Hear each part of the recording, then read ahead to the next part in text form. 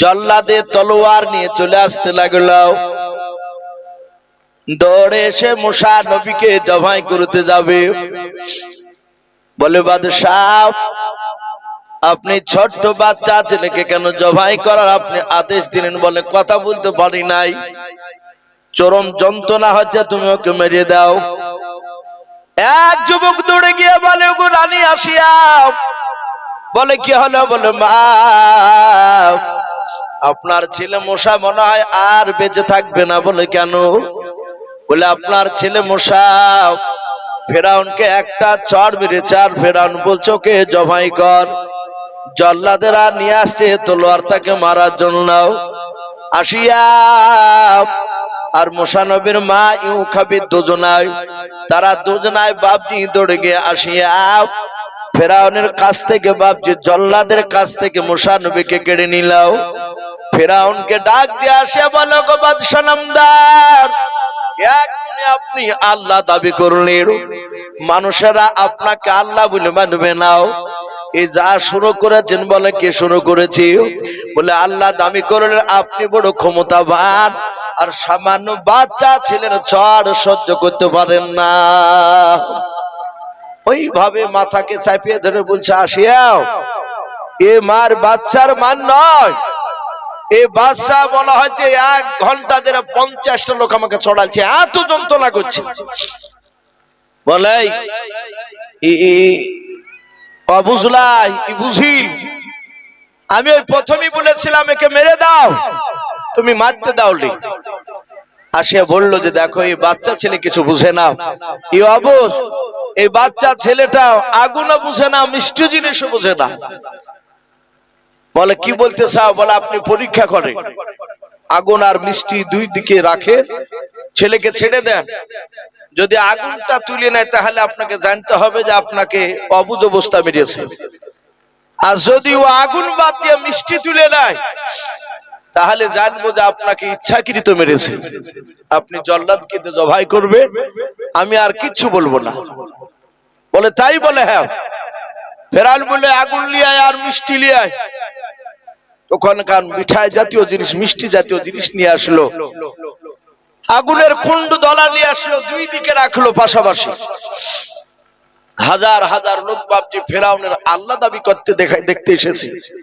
আসি বাপজি, এই যে চক্র আপনার গন্ডগোল শুরু হয়েছে, তার ছেলেকে মারবে। আগুন পরীক্ষা নিচ্ছে মুসা নবীকে বাপজি দূরে একটু ছেড়ে দিয়েছে, 10 হাত দূরে। বলে ওই দুটো জিনিসের মধ্যে যেটা ভালো লাগবে সেটা নাও তুমি। মুসা নবী তোর পাগলা না, ও তো জানে যে মিষ্টি আমি আগুন দুটোই চিনি। মুসা নবীকে ছেড়ে দিয়েছেন, মুসা নবী চলে যাচ্ছেন। ফেরাউন বলে, জল্লাদ তুমি মিষ্টির পাশে দাঁড়িয়ে থাকো, মিষ্টি ধরে মুখে তুলে অমনি খেচা কেড়ে মারবে তলোয়ার, আর কথা বলতে দেব না। আসিয়াকে জাহাত বাপজি মিষ্টির দিকে বাপজি হাত নিয়ে যাচ্ছে। মুসা নবীর মা আর আসিয়া এরা দুজনায় আল্লাহর কাছে মনে মনে কাঁদেন আর বলেন, আল্লাহ এটা আমি ভালো জানি, ওগো মাওলা আমার ছেলে মুসা তুমি তার দ্বারাই ফেরাউনকে তুমি ধ্বংস করবাও। মহলারে বড় পরীক্ষায় ফেলে দিয়েছে আমার ছেলে মুসাকে, তুমি বাঁচিয়ে নাও। আমার ছেলে মিষ্টির দিকে হাতটা নিয়ে যাচ্ছে, মুসা নবী হাতটা নিয়ে যাচ্ছে। আমার আল্লাহ বলে, জিবরিল আমার মুসা মিষ্টি ধরতে যাচ্ছে, মিষ্টিটা ধরা বানাও। তার হাতটা ধরে নিয়ে গিয়ে আগুনটা তুলে মুসা নবীর মুখে ভরিয়ে দাও। যাহাতে বাপজি মিষ্টি খানা ধরতে যাবে আর ধরতে দিল না। মানুষেরা কেউ জিবরিলের হাত ধরতে বুঝতে পারলো না। হাতটা ধরে নিয়ে মিষ্টি নাই বাবা, আগুন তুলে মুসা নবীর মুখে ভরে দিলেন। হযরতে আসিয়া দৌড়ে গিয়ে মুসা নবীর মুখ থেকে আগুনের দলাটা বের করে নিলেন, বুকে তুলে নিলেন। মুসা নবী পয়গম্বর আলাইহিস সালামের মা, পালিত মা আসিয়া ডাক দিয়ে বলে, বাদশাহ দেখলেন এই বাচ্চা ছেলে অবুঝ না এলে মিষ্টি খাবার চেয়ে কেন আগুন তুলতে যাবে? এই যে আগুনটা তুলেছিল এই কারণে কেতাবে লিখেছে তার জীবের আগাটা বাপজি আল্লাহ পুড়ে দিয়েছিলেন, পুড়ে গিয়েছিল। আল্লাহ না পোড়ালে তার পুড়তো না। মুসা আলাইহিস সালাম সেদিন থেকে বাপজি তুতলা হয়ে গেল। 10টা যদি কথা বলে অন্য লোকেরা 8টাই বুঝতে পারে না, 2টে বুঝতে পারে, কিন্তু মুসা নবীর মা তার ভাই সব কথা বুঝতে পারে। ওই রাজ দরবারি থাকে, তার বড় ভাই হারুনও থাকে, বোনও থাকে। মুসা আলাইহিস সালাম থাকে, কিন্তু ফেরাউনের যন্ত্রণা মাথার বাপজি তাফসীর মারিফুল কোরআনে লিখেছে 12 বছর ছিল, 12 বছর ধরে ছিল বেঈমান ফেরাউনের মাথার ব্যথা। আপনারা সকলেই জানেন নমরুদের মাথার ভিতরে একটা মশা ভরা ছিল, শুনেছেন আপনারা? যুদ্ধ করতে গিয়ে হাত এইভাবে মারতে যায়, অমনি ন্যাংড়া মশা, একটা পাখার একটা তার ট্যাং পোড়া ছিল। তাফসীরে লিখেছে ফেরাউনের নাকের ভিতর দিয়ে, একদম ওই নমরুদের নাকের ভিতর দিয়ে মগজে বসেছিল। 12 বছর ধরে বাপজি মশা ওই মগজ থেকে বার হয়নি। 12 বছর ধরে বাপজি কামড়াইতো। তা সব সময় কামড়াতো না, যখন মাজুমাতে নমরুদ ভাষণ দিত, মাজুমা দারুণ জমে গেছে, আর এমনি কুটুস করে কামড়াইতো, কারণ এমনি উল্টে পড়ে যে এই মার, এই মারিয়া বাপজি তার মাথা যন্ত্রণা কমাতে পারত না, চুল টানতো। তো ওই ফেরাউনের একটা কাছের লোক একদিন বলেছিল, নমরুদের কাছের লোক, ভাই ওগো বাদশাহ নামদার, পৃথিবীর অনেক ডাক্তারকে দেখালেন, কবিরাজকে দেখালেন, কারো শুধু কাজ হয় না, তা আমার এই ডান পায়ের জুতিটা দিয়ে একটু মারেন দিন আপনার মাথায়। যাহাতে নমরুদকে বলিয়েছে, আর নমরুদ বলে এত বড় শয়তান, তোর জুতি আমার মাথায় মারতে বললি? নমরুদ বলে একে ধর, ধরে এক্ষুনি জবাই কর, জবাই কর। সাথে হাতে বাপজি তাকে জবাই করে ফেললো। কিন্তু এই যে জুতিয়ে খানা বাপজিকে মারতে চাইছিল, জুতাটা কিন্তু বাপজি আলাদা জায়গায় রেখে দিয়েছে। সঙ্গে সঙ্গে বাপজি, এই মানুষ সবাই অবাক, ভয় আর কিছু বলে না। এভাবে বছর খানিক পার হলো। কিছু লোক বলল, বাদশাহ বহুই তো ডাক্তার দেখালে নমরুদকে, ওই লোকটা বলিয়েছিল যে জুতিয়া মারো ভালো হয়ে যাবে। তো আর জুতিয়াটা তো এখন রাখা আছে রাজ দরবারে, ফেলে তো দেননি। ওই জুতিয়াটা দিয়ে একবার বাড়ি মেরে দেখলে হয়তো না, কম তো কিনা। তো মেলা লোকই বললো যে বাদশাহ কথা মারিয়ে ফেলাছে, একটু দেখেন ওষুধ হলেও হয়তো পারে। সঙ্গে সঙ্গে বললো যে তাহলে জুতিয়াটা লিয়ে জুতি দিয়ে যাহাতে একবারে খটাস করে মারিয়েছ মাথাতে। তার আগে বাপজি জুতিয়া মারিয়েছিল না, এমনি চুল টুল ধরে টানতো, যাহাতে জুতিয়ার মারি মেরেছে, আর একটু ব্যথা কমে গেছে, আবার মারছে, আবার একটু কমেছে। এভাবে মারতে মারতে মারতে মারতে মারতে যখন 101 বাড়ি মারলো, তখন একদম মাথার যন্ত্রণা তখনকার মধ্যে একদম ভালো হয়ে গেল। ফেরাউন নমরুদ বলছে, আরে ভাই এত আমার জানা ছিল না, এই জুতিয়ে ওষুধ আমার। দেবের বললো যে একটা লোক এই জুতিয়ে গলায় দড়ি দিয়ে ঝুলিয়ে রাখো, আমার সাথে হাতে বেড়াবা, যখনই মাথার যন্ত্রণা উঠবে এই জুতি দিয়ে 101 বাড়ি মারবা। তাফসীরে লিখেছে আল্লাহ বলছেন ইব্রাহিম নবী আলাইহিস সালামকে, যে আমি তার শয়তান বাদশাহকে আমি 12 বছর ধরে এই জুতে পিঠা খাওয়াছিলাম তাকে। লাস্টে যেদিন বাপজি মারা যাবে সেদিন 103 বাড়ি মেরিয়েছে, আর মাথার খুলি ফাটে গেছে। ফুরুত করে দেখছে ওই ন্যাংড়া মশা বেড়ে আকাশের দিকে উঠে চলে গেল। বাপজি এই নমরুদের বাপজি এই জুতে মারা হয়েছিল, আর ফেরাউনেরও বাপজি তার মাথা তো বাপজি কোন কোন তাফসীর কারণ লিখেছেন তার মাথা তো জুতে মারত ওই যন্ত্রণা কমানোর লেগে। এই ফেরাউনের 12 বছর ধরে বাপজি ব্যথা ছিল। তো ফেরাউন মুসা নবীকে আর কিছু বললো না, ব্যথা বলে আবার মেনে নিল, কিন্তু একটা রাগ আছে ওর ভিতরে, কারণ এই যন্ত্রণা তো কমে না। মুসা নবীকে দেখলেও রাগ হয়ে যায়, কিন্তু বেটা বলে বাপজি এমনি মানে ওপর ওপর খাতে পড়তে সবকিছুই দেয়, আর সিংহাসনে বাপজি নিয়েও যায় না। আর বাড়িতে নিয়ে এসে মুসাকে যে বাপজি ওই চড় মারার আগে যে মুসা নবীকে কোলে নিত, এই কোলে আর নেয় না, ভালো নজরই দেখে না। এভাবে থাকতে থাকতে থাকতে বাপজি মুসা নবী বেশ একটু জৈবন পদার্পণ হয়েছে, বেশ বড় হয়েছে। কোন কোন রাবি লিখেছেন প্রায় 16 থেকে 17 বছর বয়স মুসা নবী আলাইহিস সালাম। দুপুর বেলায় চরম গরম পড়েছে সেদিন। দুপুর বেলায় সমস্ত মানুষ মাঠে যারা কাজ করে তারা দুপুর বেলায় বাড়ি আসে, আর মুসা নবী দুপুর বেলায় বাপজি বাড়ি থেকে মাঠ বেড়াতে যাচ্ছে। মাঠ বেড়াতে গিয়ে বাপজি দেখছে মুসা নবী আলাইহিস সালাম বেশ কিছুটা দূরে গিয়ে একটা লোককে ধরে আর একটা লোকে মারছে। মুসা আলাইহিস সালাম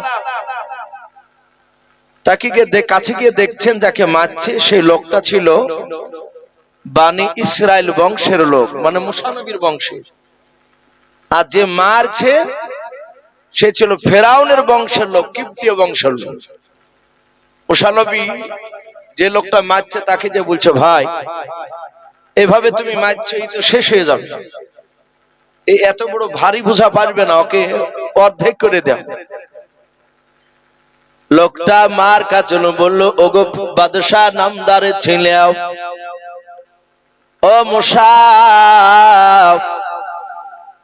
এই লোকটা তোমার আব্বা এই লোকটাকে চাকরি দিয়েছে, এই লোকটা তোমার আব্বার বংশের লোক, এই বোঝাটা আমি একবার নিয়ে যেতে পারবো না বলছি, কিন্তু শুনে নাই। আমি বললাম দুইবারে দাও, নিয়ে যাব, বলে না একবারে নিয়ে যেতে হবে। মুসা নবী বোঝার দিকে তাকে বলে, ভাই এত বড় বোঝা পারবে না, তুমি দুবারে নিয়ে যেতে দাও। মুসা নবীর দিকে চোখটা গরম করে বলল, ও রাজার ছেলে, বাদশার ছেলেও, এখানে তোমাকে নাক গলানো লাগবে না, যেদিকে যাচ্ছ সেদিকে যাও। কিন্তু প্রথমে বলেছিলাম বাবা, মুসা নবী অত্যন্ত জিদাল রাগীর নবী ছিলেন। আল্লাহর নবী মুসা বলেন, তুমি আমার দিকে চোখ রাঙা করে তাকালে, বলে হ্যাঁ।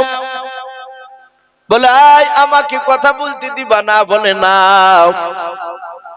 মুসা নবী দেখলেন সোজা আঙুলে ঘি বেরোবে নাও, একটু আঙুলটা বেঁকানো লাগবে। তাফসীর কারণ লিখেছেন মুসা নবীর একটা অভ্যাস ছিল ছোট থেকে, জামা যখন গায়ে দিতেন বাবা এভাবে জামার হাতকে বাপকে গোটাতেন, এভাবে মাঝে মাঝে করে না অনেক মানুষ, এভাবে জামা গোটায়, গেঞ্জি থাকলে বাপজি এভাবে জড়ো করে। মুসা নবী এইভাবে বাপজি হাতটা গুটে বলল, ভাই তুমি আমার কথা শুনবা না? বলে বাপজি একটু আস্তে করে ঘষে মেরেছে, কিন্তু ক হাজার যুবকের শক্তি বলেছিলাম 4000, যাহাতে আস্তে করে মেরেছে বাবা ওই ফেরাউনের বংশধর আর সহ্য করতে পারে নাই, দাঁড়াস কিনে পড়িয়ে বাপ যে পটল তুলে একদম সাথে হাতে শেষ। ফেরাউন জানি না মুসা নবী নাকে হাত দিয়ে তাকে পেটে হাত দিয়ে হাত কান ধরে বলছে, ভাই ই তো মরে গেছে। লোকটা বলছে, ভাই বাঁচিলাম, আপনি যদি না আসতেন, মুসা নবীকে বলছে, তাহলে আমাকে মারিয়ে ফেলতো কাজ কি? মুসা নবী হাতখানা ধরে বলল, ভাই এই মারিয়েছি তুমি আর আমি আর আল্লাহ জানে, আর তো যাইনি, আর কিছু কোনো কাজ নাই, তো শেষ হয়ে গেছে, এই কথা জানো আর কেউ যেন শুনতে না পায়। বলে না ভাই তাই বললি, আমি তো বাঁচে গেছি, তুমি না আসলে তোমাকে মারিয়ে ফেলতো। মরা পড়ে আছে, মুসা নবী বাড়ি চলে গেলে। মুসা ফেরাউনের দরবারে শুয়ে আছে। কেউ যে বললো বাদশাহ নামদার মাঠে একটা আপনার বংশের লোক পড়ে আছে। কেউ কেউ লিখেছে ফেরাউনের বংশের লোকটা তার বাবুর্চিগিরি কাজ করত ফেরাউনের দরবারে। কেউ কেউ বলেছেন যে না, তার ফুফায়তো ভাই, তার নিজের বংশী বিয়ে হয়েছিল।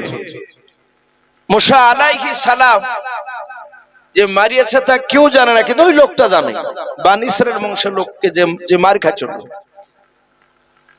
ফেরাউনকে বললে, হামান আপনি খোদা দাবি করলেন, আর যদি আসামি ধরতে না পারেন তার লোকের কাছে তো একটা লজ্জার ব্যাপার। তো তাই তো ফেরাউন ওখানে রাজ দরবার একটু হিকমত সহিত বলল, বাপজি আমরা আর উঠবো না, আর কয়েক মিনিট বসে আর কিছুক্ষণ আলোচনা করেন, ইনশাআল্লাহ দোয়া হবে। যেহেতু ঠান্ডাতে বসে আছে, যেহেতু মাটি ঠান্ডা, পলাথিন ঠান্ডা হয়ে পা গুলো ঠান্ডা হয়ে যাচ্ছে, অনেকে নড়াচড়া করছেন, বুঝতে পারছেন। বাপজি আর একটু বসি বাপ। আর আবু তালিব ভাই, হাফেজ আবু তালিব ভাই, আপনি যেখানে থাকুন আপনি স্টেজে আসবেন। ভাই আমি বলছিলাম হযরতে মুসা যে আসামিটা ফেরাউন জানে না। ফেরাউন রাজ দরবারে বললে, আয় প্রজারাও, আমি জানি কে মারিয়েছে, যেহেতু আমি আল্লাহ তো, কিন্তু শোনো, আমি এখন নাম বলবো না, আমি দেখতে চাই আমার এই আসামিকে কেউ ধরে দিতে পারে কিনা। মানে একটু কায়দা কেটে মিথ্যে কেটে কথা বলছো নাকি, ও তো জানে না। যে ধরে দিতে পারবে তাকে মোটা অঙ্কের টাকা দেওয়া হবে, এ নামটা বলে দিতে পারবে। বলে ঠিক আছে। বেশ দিন চারেক পর মুসা নবী আবার মাঠ বেড়াতে গিয়েছেন দুপুরবেলা। যা দেখছে বাপজি, ওই মাঠে অন্য জায়গাতে ওই লোকটাকে মারছে যে লোকটাকে 3-4 দিন আগে মেরিয়েছিল, ওই লোকটাকে আর একটা লোকে মারছে। মানে যে মারছিল তার আগে সাথে বাঁচা নাই, আর একটা নতুন লোক ওকে মারছে। মুসা নবী কাছে গিয়ে বলছে, ভাই তুমি সেদিনকার লোক না, নরবংশের লোককে? তো বলছে হ্যাঁ ভাই। আরো মারছে চাবুক দিয়ে, লাঠি দিয়ে। মুসা আলাইহিস সালাম এইভাবে জামাটাকে গুটিয়ে বলছে, এই আচ্ছা তোমাকে কি রোজ রোজ পাই? এই রোজ রোজ পাই বলে বাবা হাত গুটাইছে। আর ও ভাবেছে যে গত এর আগে যখন মারিয়েছিল হাত গুটিয়ে মারিয়েছিল, সাথে হাতে মরে গেছিল। তাহলে একেও যদি আপনার কিছু না বলা যায়, ইও তো হাত গুটাচ্ছে, তাহলে তো আমাকে মারবে। যাহাতে বাপজি আপনার হাত গুটাচ্ছে। মুসা রমনি বলছে, এই মুসা, এই তুমি সেদিন ওকে কি এক ঘুষি মেরে মেরে ফেলাইছো, তাই বলে আজ আমাকে মেরে ফেলবা নাকি? যাহাতে আই বলেছে। আর অমনি যে মারছিল সে বলছে, এই মুসা, তাহলে তুমি আসামি, রাজার ছেলে তুমি মারিয়েছিলে। অমনি লাঠিকে ফেলি দে, এই তোর। মুসা নবী ডাক দিয়ে বলেন, গো ভাই, আমি গতকালকে নাই গত কয়েকদিন আগে বলেছিলাম এই কথা তুমি কাউকে বলবা নাও, কিন্তু তুমি শোনো নাই। শুনে নাও, তুমি কেন নামটা করিলে বলাও।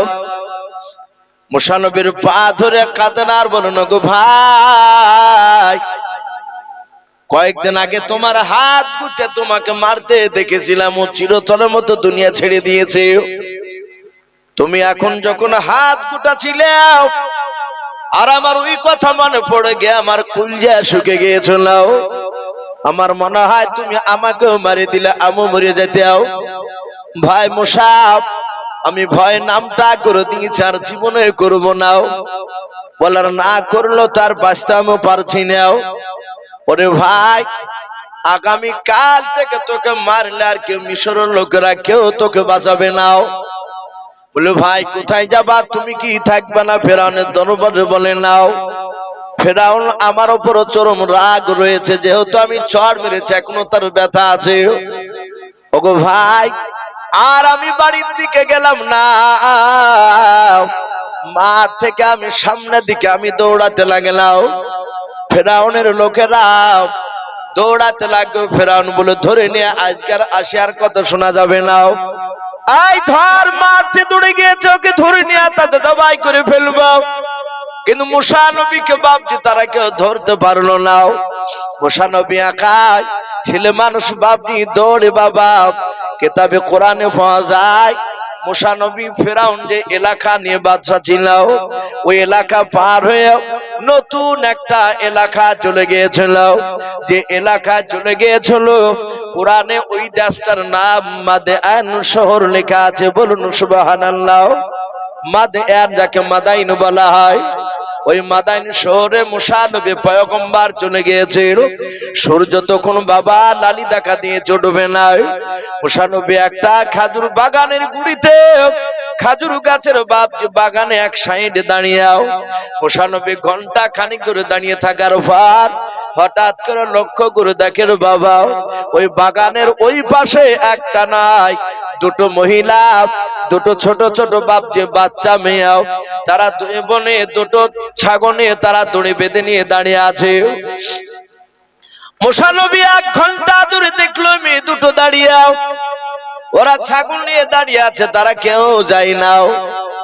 মুসা নবী পয়গম্বর,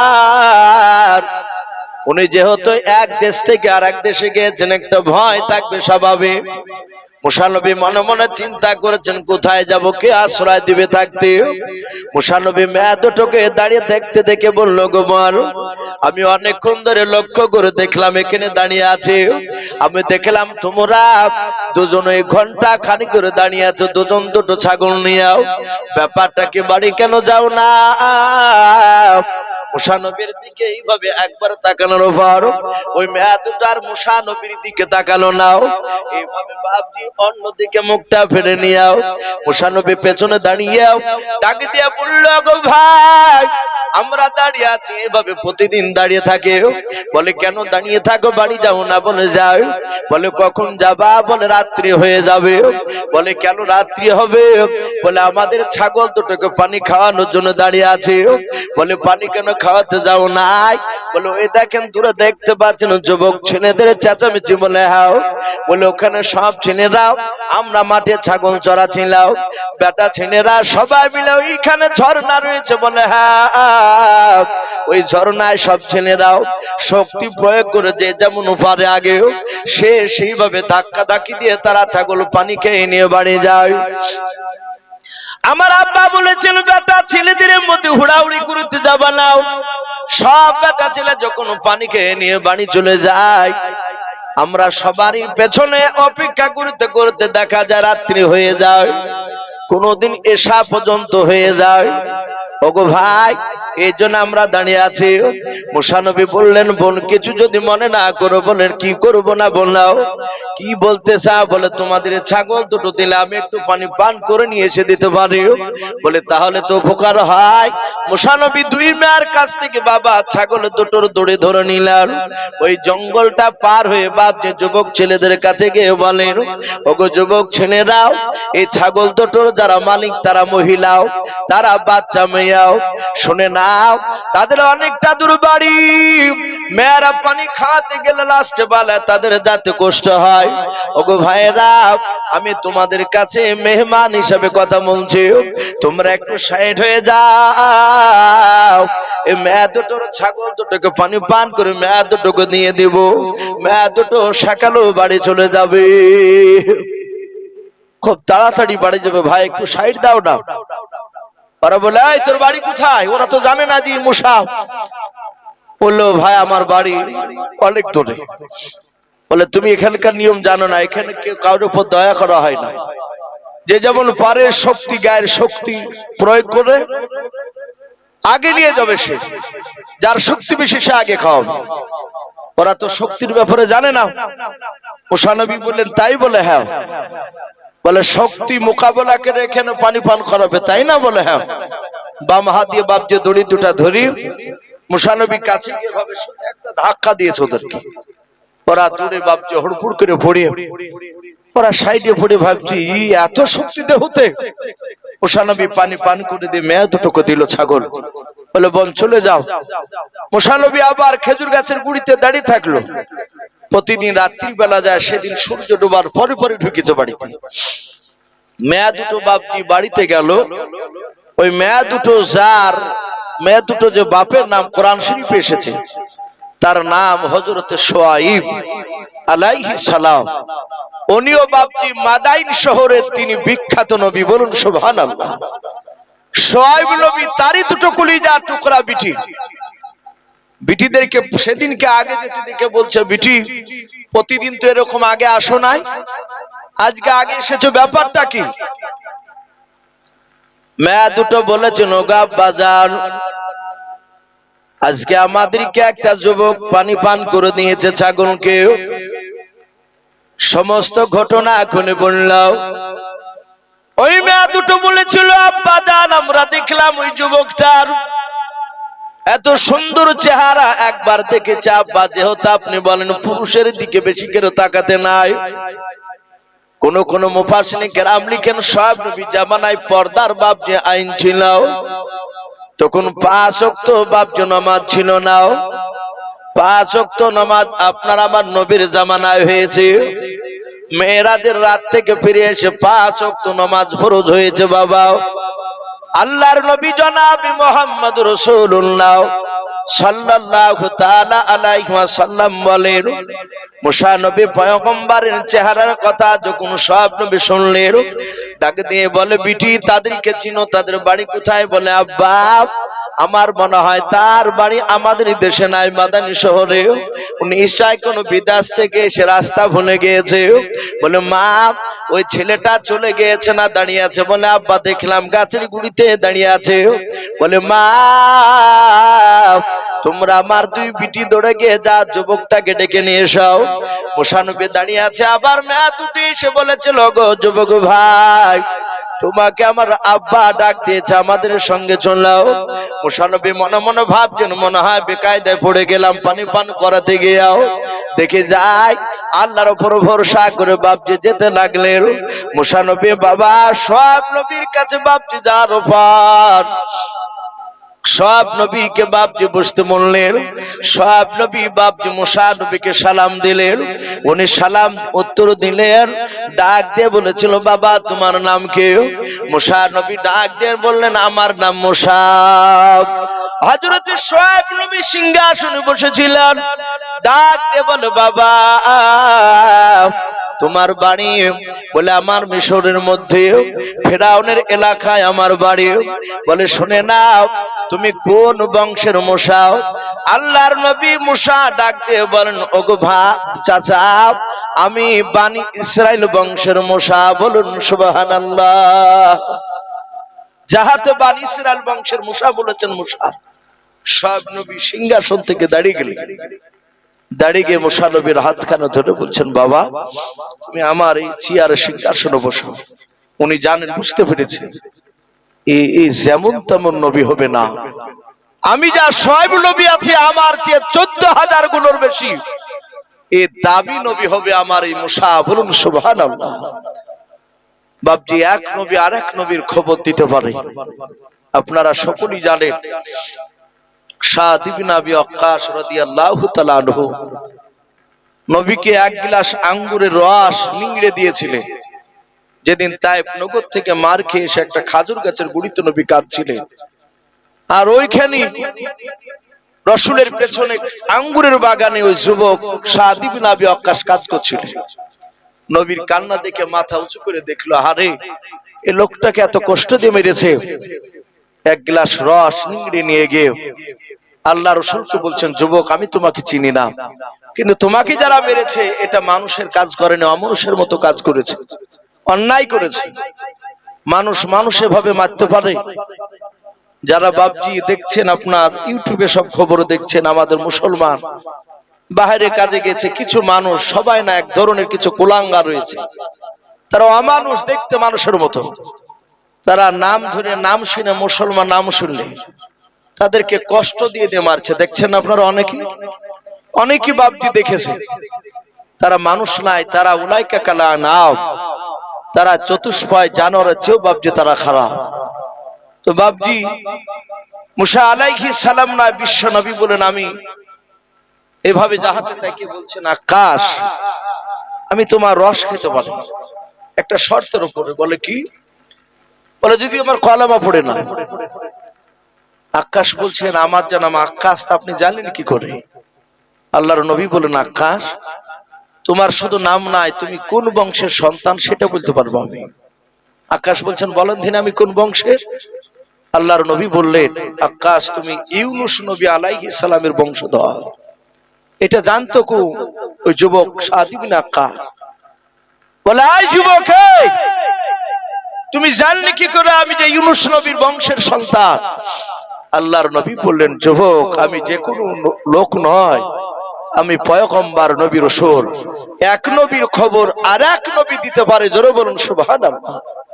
বাপজি সব নবী আলাইহিস সালাম মুসা নবীকে থাকতে জায়গা দিলেন। রাত্রি প্রায় বাপজি আপনার 10টা বেজে গেল, যেহেতু ঠান্ডা রাত্রি। আবু তালিব ভাই তো বলছিলেন যে ভাই মানুষ মনে হয় একবারই পাওয়া যাবে না, যেহেতু ঠান্ডা রাত্রি। তো আলহামদুলিল্লাহ যথেষ্ট মানুষ বাপজি আপনারা জমে গিয়েছেন। আমরা সকলেই বাপজি দোয়ার আশায় বসে আছি।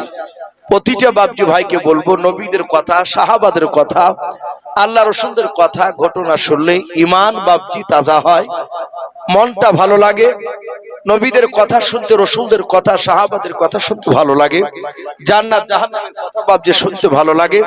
আমি প্রতিটা বাপজি ভাইকে বলবো, বক্তব্যের বিষয় আমাদের সারমর্ম হচ্ছে বাপজি 5 ওয়াক্ত নামাজ পড়া। বাপজি আমরা ইনশাআল্লাহ